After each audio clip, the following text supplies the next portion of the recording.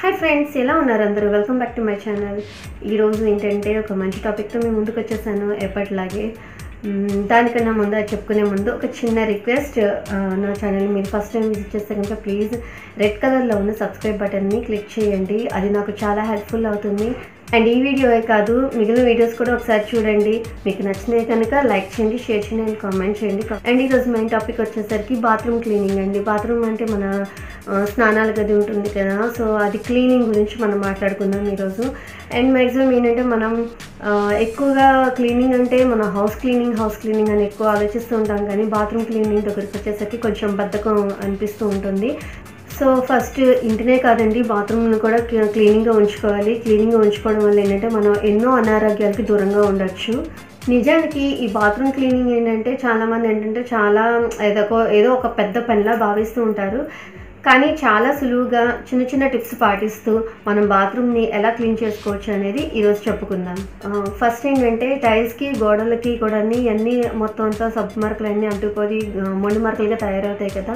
So అదేంటంటే అలా తయారవకుండా ఎప్పటికప్పుడు మనం గోరువెచ్చని నీళ్ళల్లోని వెనిగర్ కలిపేసి జస్ట్ నార్మల్గా కడిగేసుకుంటే కనుక త్వరగా అనేది క్లీన్ అయిపోతుంది. అండ్ మొండి మరకల కింద అయిపోయి మనకు ఒక పెద్ద బర్డెన్గా అవ్వదన్నమాట.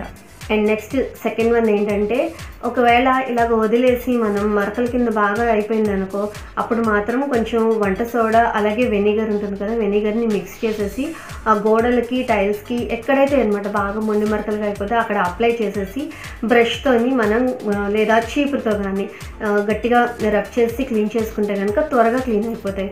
అంటే మరీ ఎక్కువగా మనం రబ్ చేసి స్ట్రెస్ అంతా పెట్టనవసరం లేదనమాట.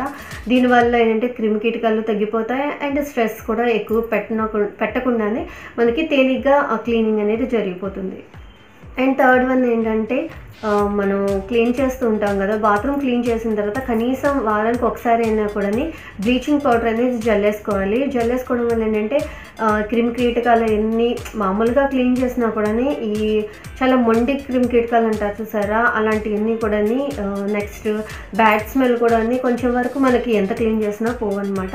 సో ఈ బ్లీచింగ్ పౌడర్ వల్ల మాత్రం అవన్నీ చాలా వరకు తగ్గుతాయి. అండ్ బాత్రూమ్స్లో కూడా వెంటిలేషన్ అనేది కంపల్సరీగా ఉండాలి, లేదంటే కనుక ఈ ట్యామ్ అంతా అలాగా పేరుకుపోయి ఫంగస్ కింద ఏర్పడుతుంది.